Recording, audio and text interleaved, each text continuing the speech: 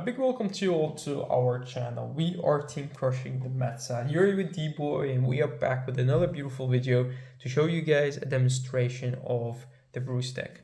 So in the last video we showed you how going first changes the deck or the playstyle of the deck around, and now in this video we'll show you going second and what that would do to your hand. Let me adjust this a little bit so you guys will see a little bit more of the playmat. That's just a little bit more. Yeah, here you go. So why do we talk about Bruce, right? And how about heroes? And what about Greedon? And what are you talking about? Well, in this beautiful Springfest, we were able to get twice into the top 8. The sad thing is that we lost twice in the top 8 right away because of OTs and triple crits. But yeah, you can't do anything about it. It is what it is, and we're very happy with the results that we have got with the decks that we love to play. And those are Heroes, Greedon, and Bruce. People are like, but isn't that lucky getting in the top 8 with those decks? Well, if you call it luck, then you can do it twice, right? No, it's not lucky, it's just that these decks are very, very, very strong. And if you haven't seen the first video, you could check it out. I showed you how strong the deck is going first. In this video, I'll show you how strong the deck is still, even going second. Because most of the time your opponent does let you go first, especially if you play against a stride deck, which is fine in this deck. But going second is fine as well. And we'll show you in this video. The only thing that the deck could have a better balance in is the amount of these cards that you play and the amount of Bruces that you play. Because you could play 3, you could play 4, you could play 2, and the deck will still be functional. So for now, I am playing 2 Bruces, 2 Cyclers, and 1 more beautiful copy of her in the deck, which is the card that I want to draw if I go first. So let's see how this will play out. So let's do another cut. Here we go. And then let's take the first 5.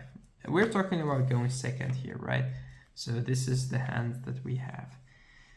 This is good. This is good. These are all perfect. There is no reason to keep the Bruce going second. You'd rather play the Counterblast. And you could keep 1 Brian. There is no reason to keep both yet. I will put these 2 cards back, draw 2 more, heal, and a dragon. That's fine. Still no cyclers. I don't know. I'm trying to see how the cyclers will chill in the deck, but for some reason I don't see them at the start. And it's not that they are important while guarding. They're really, really, really important while riding. That's basically the whole reason that we do play those cyclers. All right, so now the cards will face me again, and I'll put them right here, and then you guys could go first, right? So you go first, you draw, you do shenanigans, and then it's my turn. So draw for turn, drew a cat. Now we need to discard something. You could discard the cat, you could discard the heal. You will not discard anything else. I will discard the heal right here. Why? Because next turn they will go to grade 2, and normally they do have a booster. If you play against a deck that will call 2 things, then you could keep the heal. But I think it's fine. Discard the heal, right? Moves out. This goes right here. You go to 3. You will draw first. Cycler, good. And then you still charge by heal, you attack. First. And that's it. Then it's their turn again. They will attack into you. You got a trigger. Good. We stop their turn. We don't need to discard more. Let's stand and we draw. Right. So we have a cycler right here. We discard the cycler to get this. This moves up to 6 and goes back to 3. We draw a card. This will go to the soul. We draw a card. This will attack the Rive check. They will just do a 2 to pass right here. Nothing. Then it's their turn again. They will attack into you. Over trigger. Bye. The best draw trigger in the game, and stop their turn right away. So that's pretty okay. And you have a very good hand. Stand and you draw again. you will discard the dragon to right. The OT during the grade 3 attacking turn is insane. Draw from dragon, and then you will activate the promo right here. You call it to the field, it goes back to the deck. There's also a card that you could have called in the early game behind your grade 2 if they don't have something that retires, because then you have the booster, and then when you go to grade 3 you will activate it anyway. So that's also something that you could think about. Search the deck for a grade 4, or if you have one in the drop zone, you could still choose to write that one, because it would leave you with more cards in your deck. Deck thinning is deck winning is not something that we do in this deck. We don't want to deck thin. We want to deck bulk. We want as much cards in our deck as we can. So that's good. You have no final rush. That's important. So you have no final rush abilities. The only card that is active is the servant. We don't have an order. That's also something that's very important. It's also something that you want.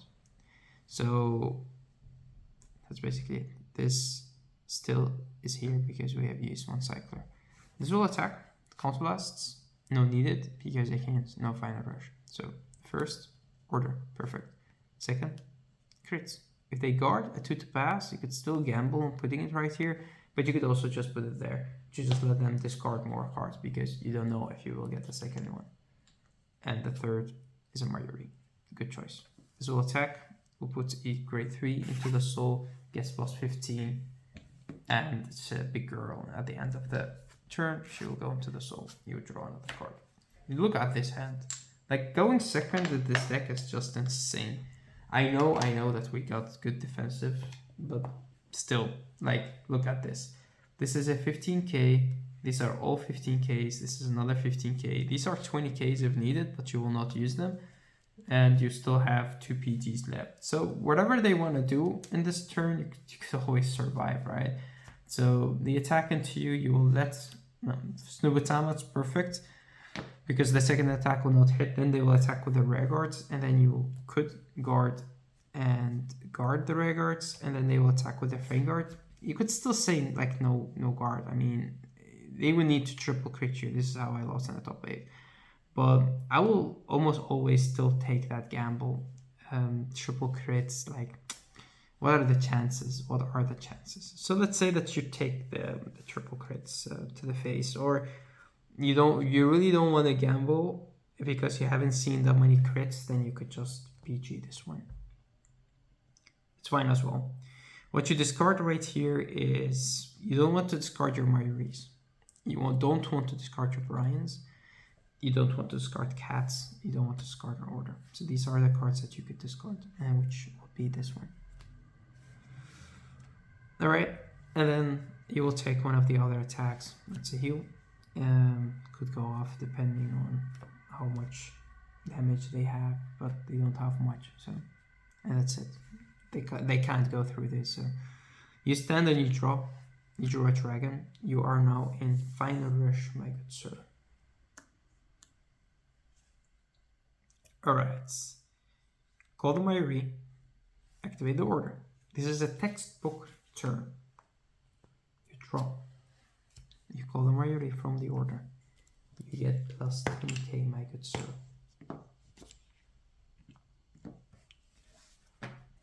You call 2 Brians. You soul blast. 1, 2, 3, and 4. 3 soul. Because of the servants.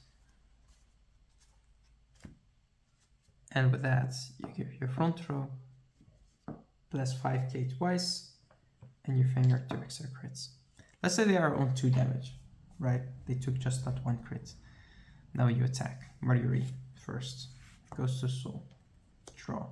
Soul charge. Plus 10. Other Marjorie. Goes to soul.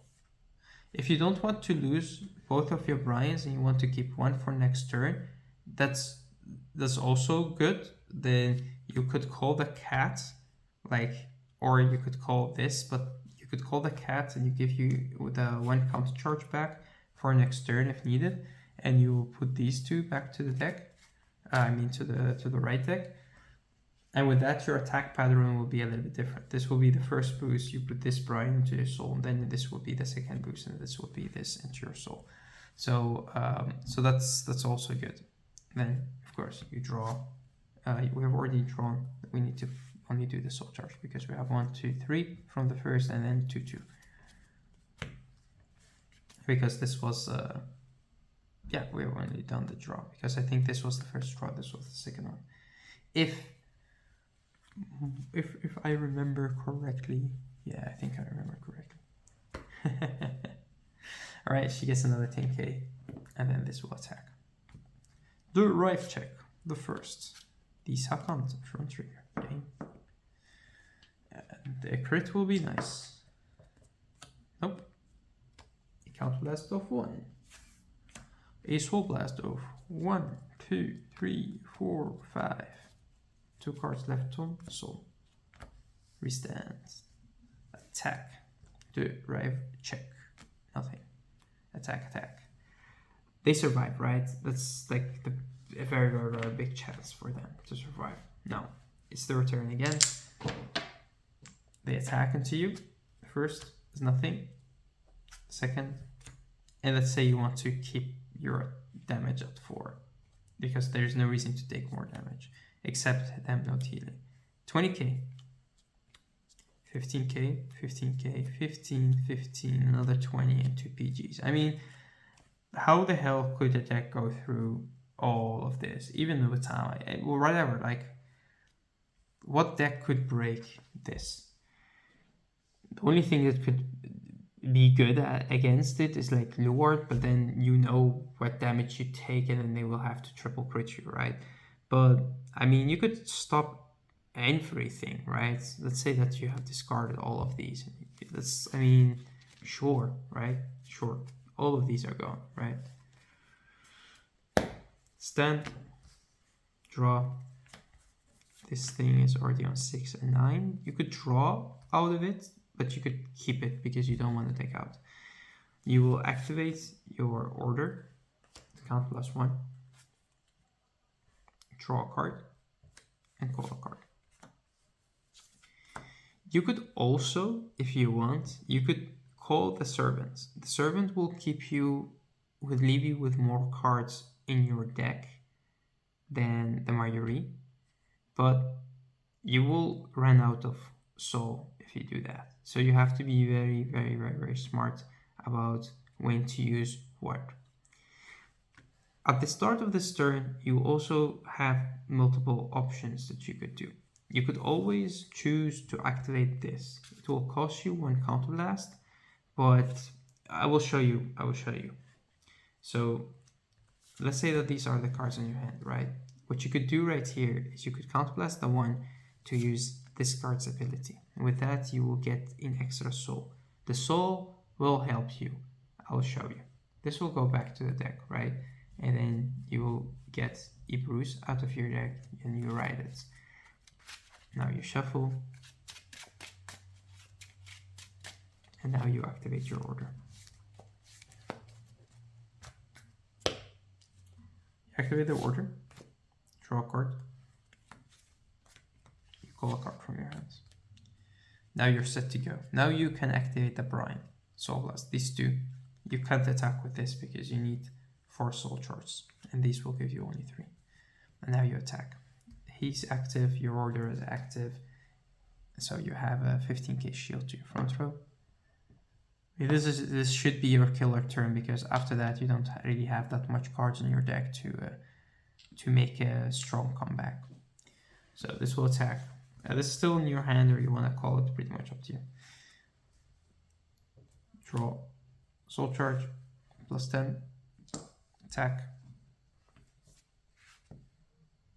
Draw, soul charge, +10, attack. Driver checker, the first. That's how come. Still 15k's, right? And front is good. Count blast. Soul blast. Resend. Attack again. You? Sure. Sometimes they still do want to pass. And attack. So that's basically it. If you look at your hand again, like if you have to take the damage, you'll have to see 1, 2, 3, 4, 5.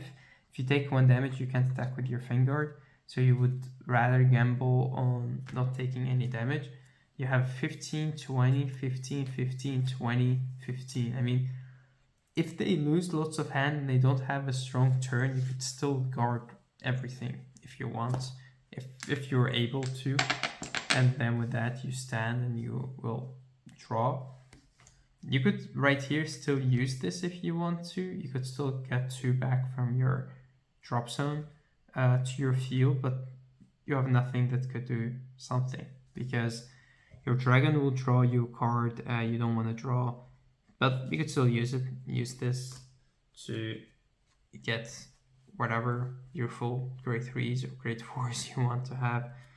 You could choose like to get this to back to your hand.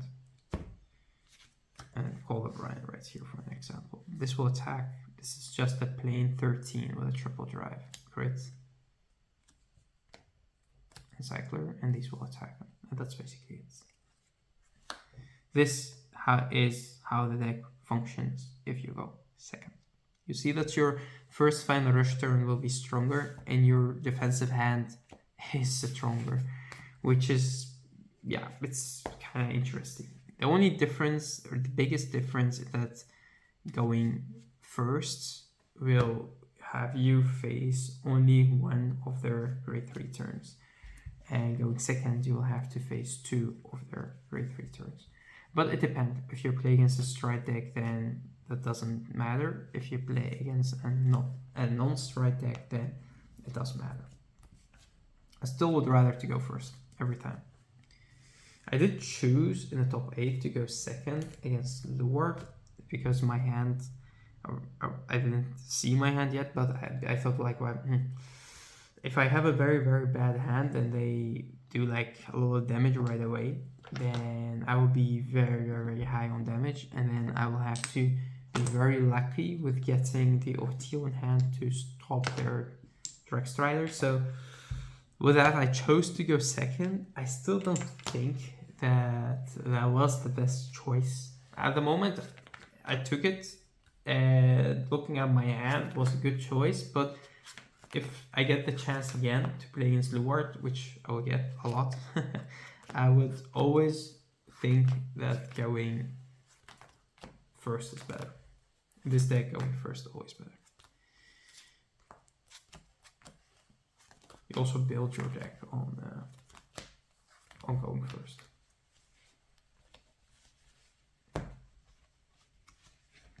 Alright, so we do the second game right now. So with that, you will have enough reference to understand how the deck works, and hopefully you guys will build it the way that you like. You see that this thingy, the drawing the card, is just, it's not what this deck needs. We need cyclers or cards that use the energy to soul charge from drop zone, or put cards from the drop zone back to the deck. I mean, decking out is like the only issue in this deck. I mean, if decking out was not an issue, I would have played just 4 copies of this and you're good to go, but you can't do that. Alright, so let's do another one. Let's do another cut, because why not? And let's see. So 1, 2, 3, 4. Hey, we have cycler. 5. Beautiful hand. Nothing to do about it. We have a roost, we have this, we have this, we have that. We're good to go. You don't need anything. This will be a peace game. A peace game. Alright, they go first, they do shenanigans, it's your turn. You stand and you draw. You drew a roost. You could choose right here to discard the cycler. Right. Activate the skill to get this thingy. It goes to 3. It goes back to 0. We draw. Activate going second. We draw. This goes after the soul. We soul charge. Attack.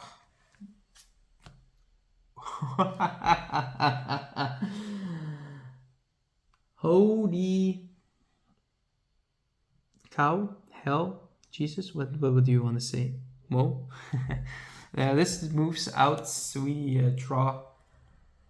And yeah, this goes through. Put them at 2 damage right away.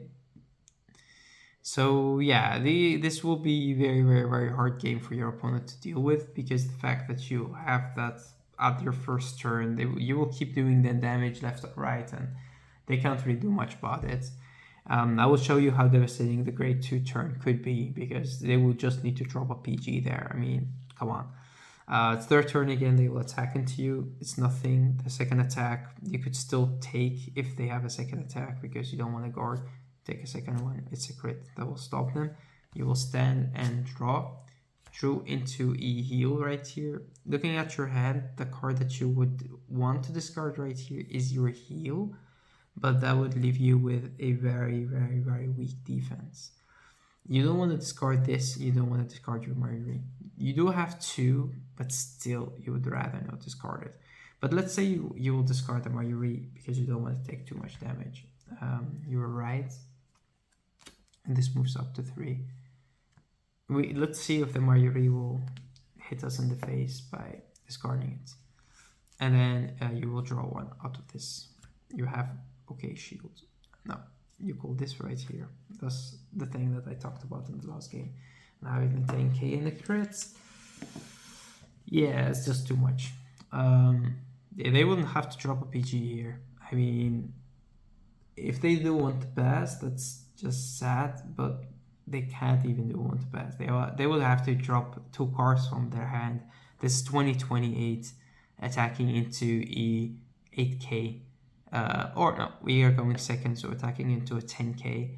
Yeah, that would mean that they will have to drop 2 triggers. That will put them at 40. And yeah, that's like, they have to do that. Let's say they do that, right? Drive check a crit. If they don't, if they do want to pass, then I guess they die right here, or they will go to 5. Then it's their turn again. Let's say they drop 2 cards or a PG. So let's say they stay up to damage. They attack into you, the first one you let through. And then after that, you will be starting guarding because you don't want to take too much damage. Stand and you draw front. Alright. Discard a dragon right here. This moves up to 6. Yeah, does it? Or does it go to 9? We're going second, right? Does it go to 9? Right? Dragon, draw. And then you could still choose the ability to draw, or you could first use this. This will go back, you'll count +1, and then we will search for beautiful Bruce. Shuffle.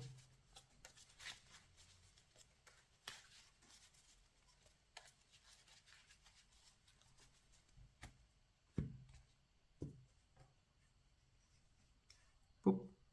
Draw. Call. Now we do need to draw into the Marjorie back that we were so eager to discard earlier. You should have discarded that trigger. That's the thing that I wanted to show you, is that discarding too much Marjories could hurt you. Alright, this will attack. You could also choose to keep this for next turn, but because we do have this pressure, they will PG this attack. So PG. And if you get a crits, you could put it right here. Seeing the Marjorie again does help out the crits, which I expected. Alright, and then this will attack. You don't have a grade 4.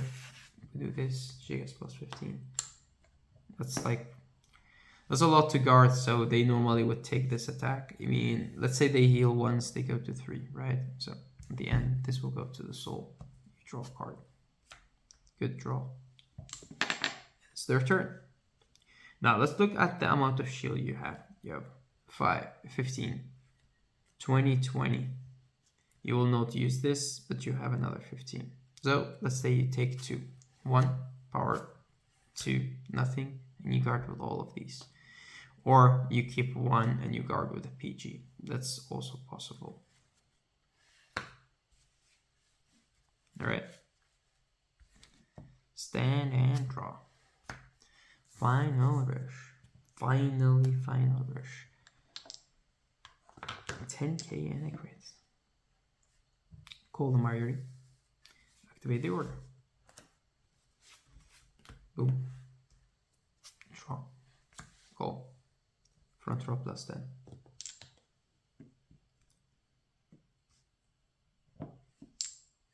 Where are your Bryans? You have no Bryans, my good sir. Without Bryans, we could not give more crits and more power, which is very, very, very sad. But it is what it is. We can't do anything about it. Let's say we call these two because we don't want to discard too much shield value right here. Sad that we don't have Brian because otherwise the cat will be active right away. But it is what it is. Marjorie will eat herself because Marjorie is very angry at herself. So charge up Brian. Why? Attack. You could also choose to put this in the front, like with your order. If you don't have a Marjorie, you could choose to put this on the front and not call the other Marjorie. In that case, we will create less soul, but it's still fine because again, no Bryans. So this will be the attack. You will put a Bruce into your soul, and she will be strong as a little bit even stronger than your Marjorie.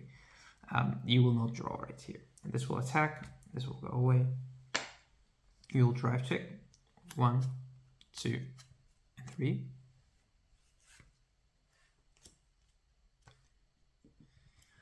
Let's do power to Vanguard. Right. So count +1. Soul Blast 1, 2, 3, 4, 5.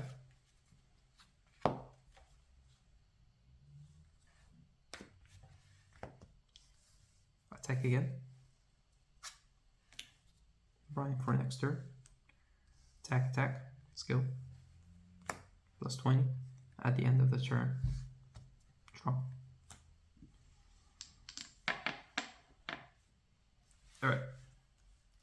Now, you could take damage, right? Because you have enough cards in your soul and you have enough deck, so you take 1 damage, and then after that you'll be guarding.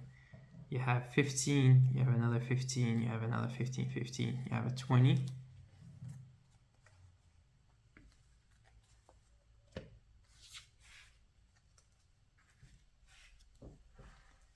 And you have a PG if needed.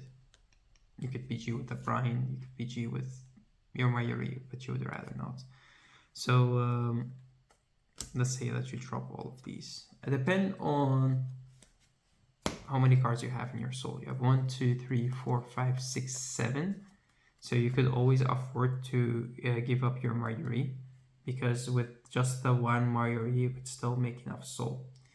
But let's say you use the draw. 1, 2, 3, 4 drive checks. 1 Marjorie, 2nd Marjorie. You have still enough cards. I mean, you will kill them this turn, so you will go all out. So you would rather keep everything on hand right here, if you can. If you have to discard 1, you will discard this, because this will be more devastating. All right, you draw for turn.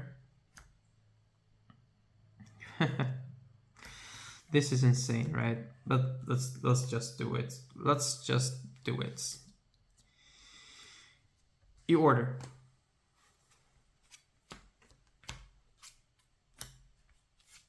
Call. Call, call, and call. Soul Blast. 1, 2, 3, 4, 5, 6. He has 10k and a crits from your overtrigger. They get plus 10k from the order, and of course they get plus 15 from the Bryans.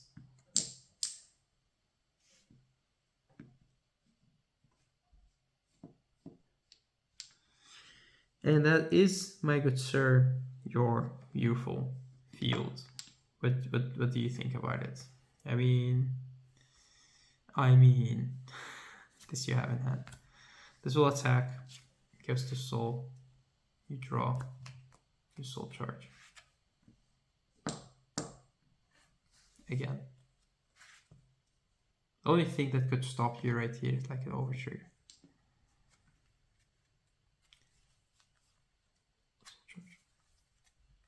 Attack. First, second, front, no, set.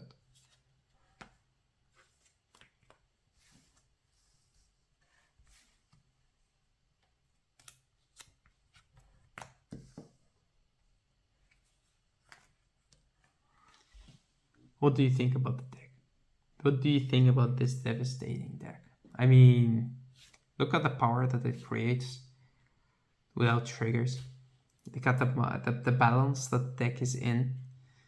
And the deck has so many cards that are not like direct support to the deck. I mean, you can see the deck functions with using cards that are not meant to be in the deck. And that's something that I learned, of course, from Spikes. Like, Spikes had to use so many create elementals because of the fact that the deck was not in balance. And when you look at this deck, you will have the same idea.